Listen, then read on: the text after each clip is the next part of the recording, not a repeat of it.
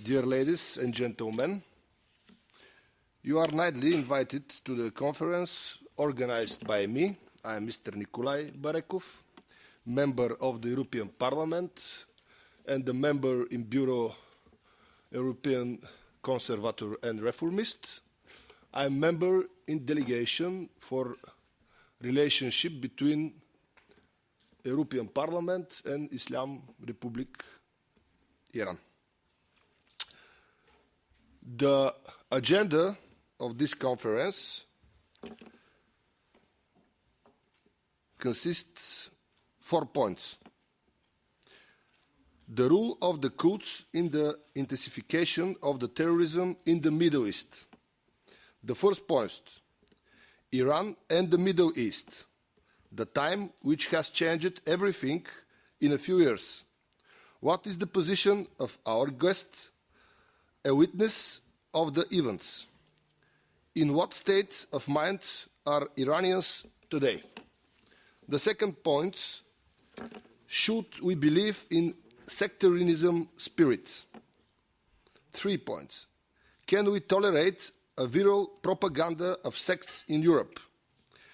And the last point, but this is the important point, fight against the terrorism. Because terrorism is the threat to security, freedom, and human values. We have 5 speakers. I show them. We have 3 guests. Mr. Davood Arshad, Mr. Issa Azadeh, and Mr. Ali Hussein Nejat. They are our guests from Europe. They live in Europe. We have 2 guests and speakers from Bulgaria, 2 people, 2 men who live in Bulgaria and understanding these problems very deep. Mr. Nikola Mitev and Mr. Harry Hamdan. Давам думата на първия ни. I give the floor to our first speaker, Mr. Davood Arshad. Ladies and gentlemen, we would like to thank Mr. Nikolai Baranov, the European Parliament member, to invite us to the European Parliament, to the heart of democracy.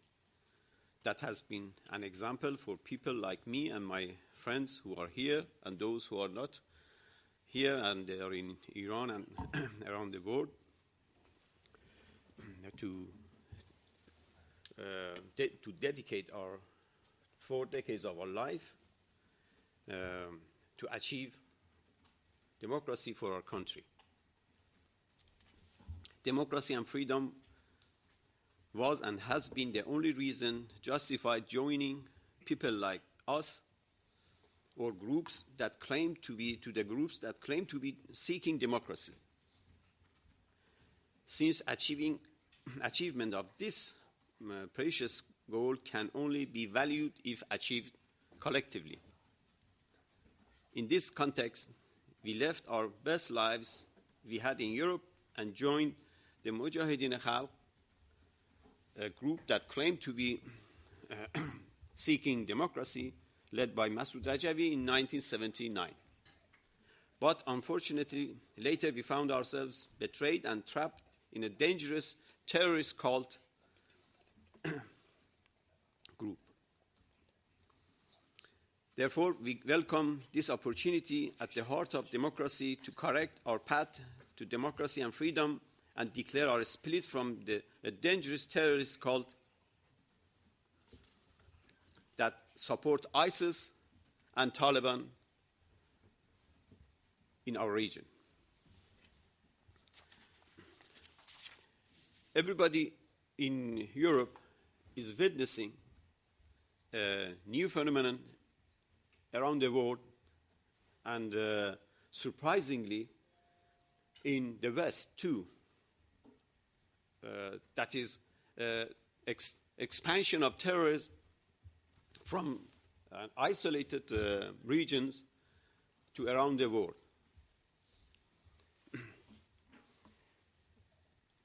As far as we have witnessed, the terrorist organizations have lived for long, but recently, in the last decade, they have changed face, and they are trying to deceive the Western democracy in order to infiltrate into these societies, and then to show their real, when they have their grip in this society, they show their face. This has been the policy of the organization that we joined 40 years ago. This was our official strategic policy to hide our anti-democratic natures, our anti-Western culture nature, to achieve power, and then having achieved power, to show the real face and fight with Western democracy. And this is exactly what is nowadays happening. And as you have seen, their actions, their terrorism, and also on the other side, their political activities, that we have even witnessed that their leaders, they can still come to European Parliament and make speeches in the hope of deceiving the Western democracy in order to achieve power, for instance, in my country, and having got the power and the money, and then show their real face. What has exactly happened with ISIS, that having gained financial support, military support from, for the false cause of fighting against dictatorship, now having got all this support, now they have showed their real face. And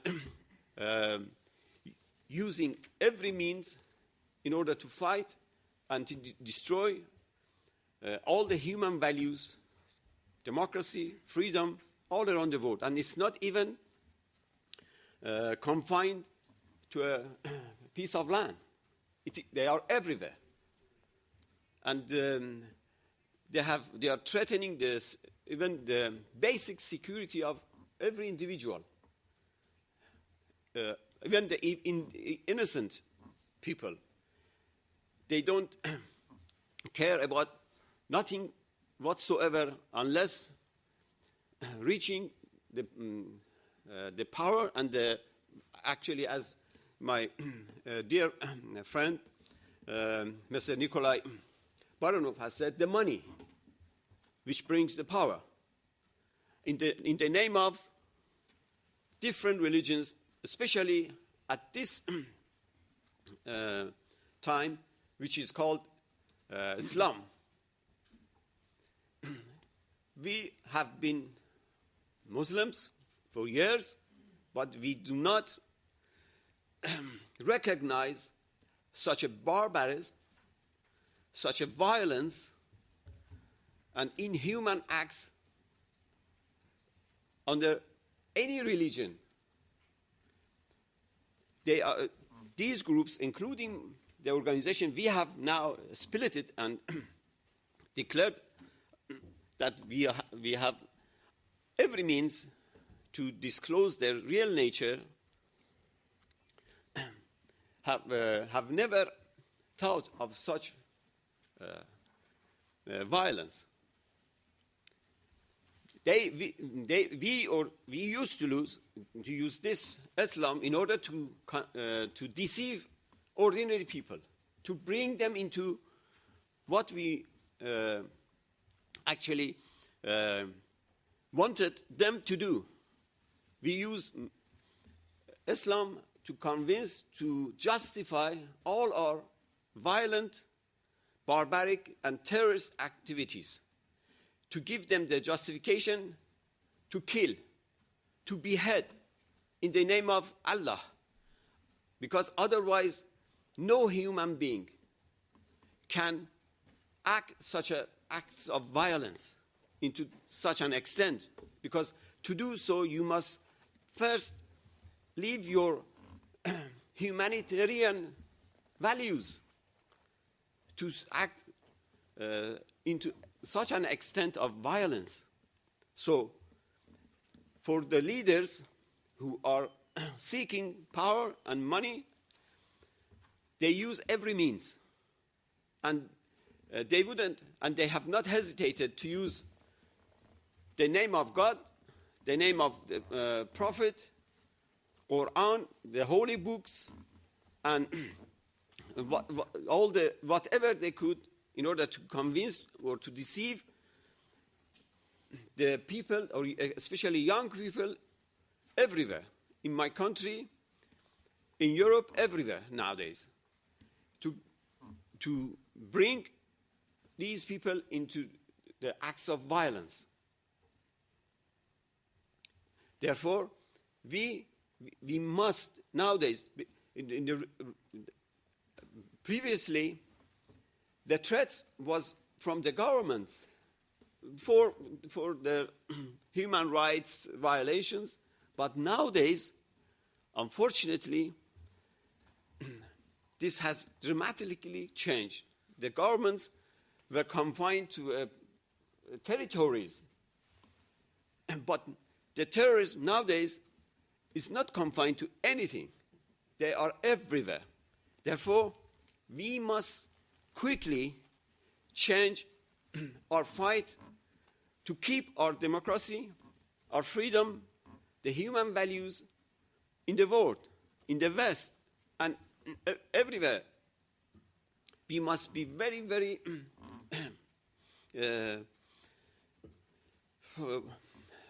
quick acting. We should recognize the terrorism that has changed face. In our case, Mujahid recently, for an example, recently Masoud Rajavi, the leader of the Mujahideen Khalq, in an open statement to his members, have declared killing of all dissident members in Europe, in the United States. It is shocking, it is astonishing that how in Europe a cult leader can call for the killing of dissident members. That means the members must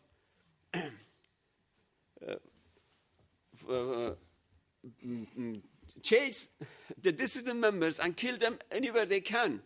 This is what the real face of terrorism is. Or even inside the organization, they are using every means. They have cut off the members from every means of communication with outside world. This is how they can manipulate people in order to commit acts of violence. They have cut all the means of communication. No telephone sets, no mobiles, no internet, no TV, nothing, not even news. So only those who are being manipulated, they can only hear what the cult leaders or the terrorist leaders are telling them. False information in order to motivate them to do what they can. And they set up courts inside their organizations in order to punish those who would seek anything but the orders of the leaders of these terrorist organizations. So that's why we are here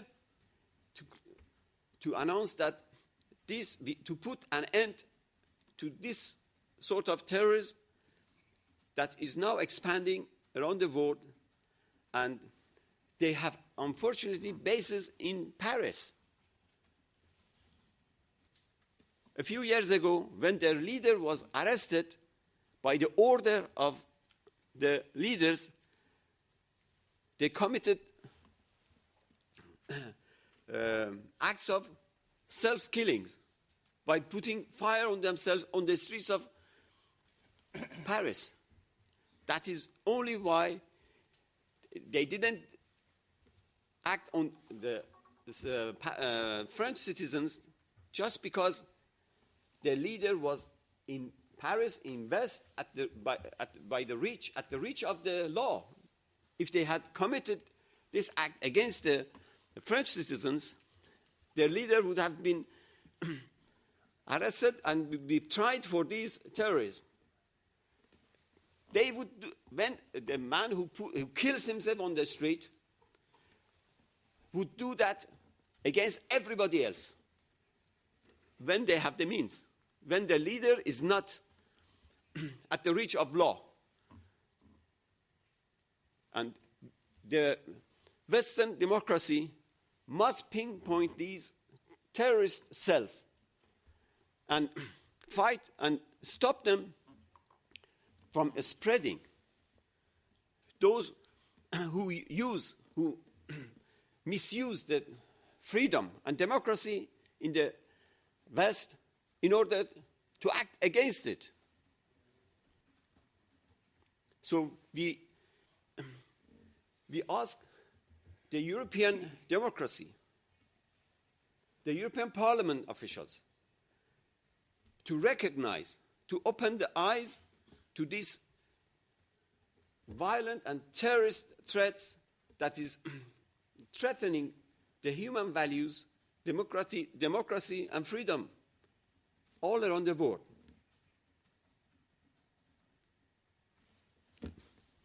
Thank you very much. And we have a question from media, maybe for you. Welcome. Thank you very much.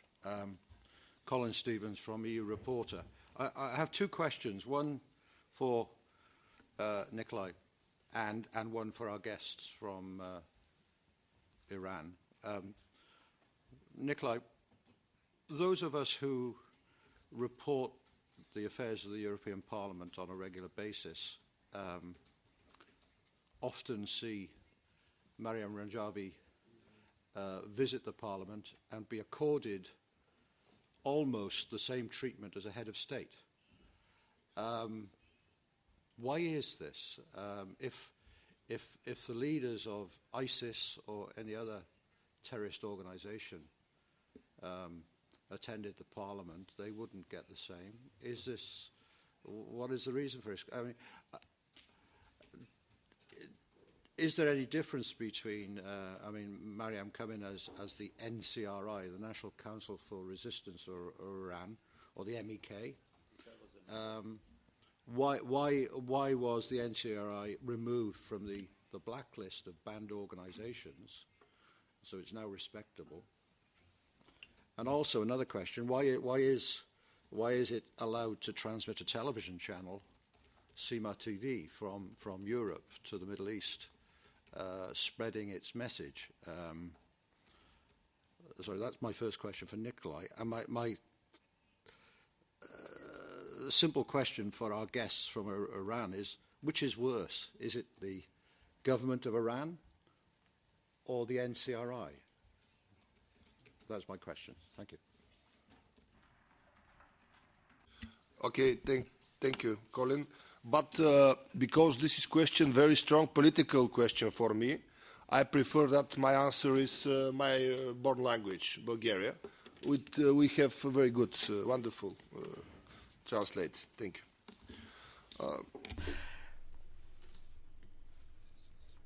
I am a new MEP. I've been in office for the past 6 months, and it is really hard for me to give an answer why Madame Rajavi has been treated like a head of state in the European Parliament. I will not disguise the fact that when we announced this conference today, we were contacted by her. She requested a meeting. She wanted to meet me as an MEP, as a member of the Iran group. I would not say no to such a meeting, but in my private capacity, I will never treat her like a head of state, because It is an opposition organization which many facts are part of, many details. I had meetings with media, NGOs, analysts, including ambassadors of Iran to Sofia and to Brussels. And I gathered many concerning facts about terrorist acts carried out by this organization. What I hear today is yet another point of view. Okay, this might be an echo, far echo from what is happening in the Middle East. But I wanted to provide the European Parliament and you journalists with a full picture of the extremely interesting and dramatic events which we had coming to us in France, Belgium, and Germany and Denmark. As an MEP, I'm going to follow up this process very closely. I will not refuse communication to any of the parties. I'm open to dialogue. I'm ready to take and analyze all points of view. Being a former journalist, I want to have all the facts established on one issue. And let me finish with the fact that there is two sides to this question. The one side is the political. What kind of Iran do we have today? And what kind of Iran do we want to have in the future? How will we have the negotiations of the G6 about the nuclear program of Iran, and how to solve the knot of problems, religious, cultural, social, economic, political, and even problems of identity of this region in the world. We have 3 states which today function as territories or restricted territories of their governments. This is Syria, this is Iraq, naturally, and Afghanistan. These are countries where governments are only in charge of part of their territory. The rest of the territory has been infested with the cancer of several organizations. And the policy of the great powers over the past 100 years now bears fruit. Bulgaria is almost bordering these states. We are the bridge of Europe. We're on the way to terrorism, so to speak. The second problem is the problem of personal tragedies of these people. We heard 2 personal stories of divided families, of people who live in total disrespect to their human rights in the 21st century. And unfortunately, this is done by legitimate organizations.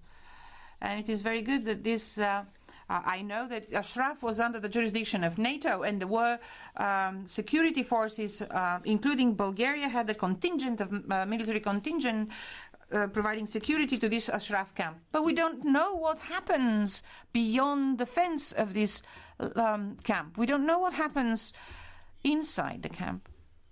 And even terrorists live in this camp. They have the rights to have normal, albeit prisoners' rights, but they do have rights as well, human rights. Thank you for the question. What I can say indeed that I'm going to have a close follow-up on this problem. And in my capacity as an MEP, I would like to abide a principle of the European Parliament that everyone can feel free to speak here on the premises of the European Parliament. No one has to be given more privileges just because they come from a European country. In addition to being in charge of 500 million of population, the European Parliament is one of the largest parliaments in the world, and we have to generate messages to all continents, to send signals to all people who are seeking for freedom and rights, not in their own countries, in Iran, Iraq, or Syria, but here in Europe, in Belgium. And even I heard that these people are ready to go and live in Albania. Albania is okay outside the European Union. Thank you. I would like to give the floor to one of our guests to give an answer to the other question. One is the worst. Recently, Rajavi, the leader, on the 16th of November 2014, on a video conference, which is available on YouTube. I've got it here, and this is a short translation of his statement that I'll read and I'll give you the explanation. He's saying, we must deceive the West about, this statement is just a few months ago. It is broadcasted in the West. We must deceive the West about our true nature, the strategy of dealing with enemies, rules to deal with them one at a time. First, the home enemy, then when we have the power, comes the next enemy, imperialist, Davood West. That would be our glorious revolution and victory. So tactically, we must take liberal positions to deceive and neutralize the next coming enemies. We must not only work hard to prevent our enemies from uniting against us, but we must even utilize them to defeat our home enemy. It was astonishing that in our recent message, you repeated the same exact words. This is my words to him, that UN and UNAMI, it is my will, that is the continuation, it is my will that all our opponents must be punished. The days of the oppressed against the oppressor will arrive. The United Nations and the UNAMI are all working for the ruling governments. The human rights issues are worthless words and are only good for composition. The human rights will be written with blood of the oppressed. The demarcation between us and the reactionaries, the colonialists, those working in line with them and helping them, is with blood. Our diplomatic work and endeavor are all for preparation for the fire of the war. This regime will not be toppled by US and UNAMI and their cooperators. US and UNAMI's hands are in the hands of the Iranian regime. As we are working with UNAMI and US and human rights organizations, we do not believe in what they are doing, and we know that we have to deal with our problems ourselves, that is through war and blood and revolution, as there is a sea of blood between us and the enemy. Let me repeat, if you are working with the United Nations and the United States, this is only because we want to prepare for the war. This is Rajavi's statement to his followers. But coming back to the question is that when there is problems with government, you know who you are dealing with. You can put pressure, for instance, diplomatic, economic, you can hold them responsible for what they are doing, what they are saying, for their actions. But with the terrorist groups, you can't hold them for the actions. They can act everywhere, as we are witnessing to these days, right? And especially, I have been in this organization for 40 years. I know Iranians, our government. I know the organization. This organization is so complex and sophisticated that they can utilize, and they are utilizing, as referring to your question, that why is Maryam Rajavi is being treated as a head of a state, is because of the capability of the terrorist group that is utilizing every means that, in order to reach power, like ISIS, in order to show their face. And this is the statement. I can give you the video, and you can translate it with, an independent translation. So that is what we are facing these days. The main threat, threat of the democracy and freedom is not from the government nowadays. It is now from the terrorist organizations which are spreading all over the world. And my friend's facts showed how they utilize their members to do anything they want. They cut them off from outside world, and then they bombard them with whatever they want to tell them, with Islam, with everything they want to tell them against Western democracy. And then they are prepared for whatever they can do, as we witnessed in Paris, self-immolation. Not one, not two. The two women died due to that, and 10 to 12 were still they are suffering from their injuries. This can very simply happen against others. When you can do it to yourself, you can do it to others too. The only reason, this is my absolute knowledge, it's not that I do not, this is not an analysis. The reason that the order was to act this against the members themselves is because Maryam Rajavi is there and can be held responsible. Or if she wasn't there, it will be these terrorist acts would be against the European citizens because they are retaliating. And why? I mean, I have been educated in the United Kingdom. They have used me for years. All my friends, all those who we have joined, we have set example, the European democracy, in order to achieve that for our children, for our people. Thank you. One more question, but we have one more question. Yes, Philippe Lamer. I was really impressed what I hear this morning. I have a short question who needs a short answer because I think time is running. For former member of the Mujahideen, what are the relations with Iran? Is there an amnesty for the former member of the Mujahideen? Are they able to go back to Iran or not? Thank you.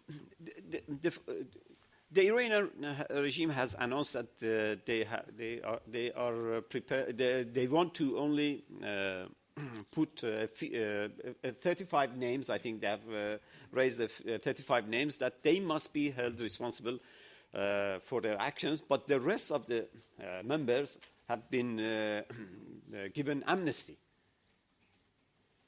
This is short and brief. Thank you for that. I will talk like a member in the delegation for relationship between the European Parliament and Iran. I see that we have many issues, problems with human rights, with new government in Iran and Middle East, but I deep believe that our method for action will be peacefully and balanced. In my delegation, I guarantee we have balance for a relationship with the Iran government and Iran opposition. Thank you. Thank you very much. Mr. Arshad, what is the message that you've come to the European Parliament today to give?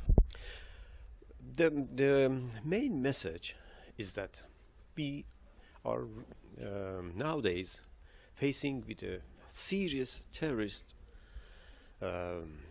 groups and organizations that they have hidden their true nature, and nowadays we witness that they are showing their real face, And we must seriously consider this, and we must confront this threat to the democracy, freedom, and the human values. And that's our main message, that we've come to the heart of democracy in European Parliament to transfer to the respectful representatives of the European Parliament. And which particular organisations are you referring to here? I have been a member of the People's Mujahideen Organization of Iran since 1979. Even before that, I have been the head of a student organization in England, and then I was responsible for the Pakistan country of the organization, and then I was responsible for the Turkish branch of the organization. I have been a member of the National Council of Resistance. I have been responsible for many branches inside. I have been mainly active teaching, educating, using my knowledge as a educated person in the United Kingdom in order to which the organization has actually utilized people like us to hide their real nature, their real terroristic natures, which we are now witnessing that they have, for instance, in the past, they praised the September 11 terrorist act openly, and nowadays they are openly supporting ISIS and calling them as freedom fighters. And recently, Maryam Rajavi has met one of their commanders in her base in Paris. So this is what we think is what the European Parliament and the European politicians must open their eyes and do whatever they can to oppose and stop terrorists in the shape of those people who are pretending to be seeking democracy. So when we see Maryam Rajavi and the National Council for Resistance of Iran visit the European Parliament, you're saying they're not a government in waiting, they're in fact a terrorist organisation? They are indeed. This has been, let me frankly tell you, this has been our strategic policy, that we must hide our true terrorist nature, and we must pretend to be liberals. And so, when having reached the power, and then we will fight and we will bring down this democracy in the West. And this has been the main conflict inside the organization between people like us that have joined the organization for as a student in Europe for democracy that we believe is the best, and what the contemporary human being has achieved. But they are actually deceiving people and pretending to desire such a democracy, but they want to bring what ISIS is now putting into practice. And that's why we worries everybody, and we think that everybody should take action. And Maryam Rajavi must be questioned about the true nature and why their true nature, and why they have hidden all the books that they have talked about against democracy. Why every piece of paper has been taken from the reach of the media, and why they are hiding? And, and why they are stopping every member from contacting the outside world? What are they frightened of? If they believe in democracy, so they must allow their members to speak out, to be connected to the world. Because if there's anything, they must. What are they hiding? So that put the iron curtain around their members. So when there's iron wall, so there's something that they are afraid of being exposed to the world.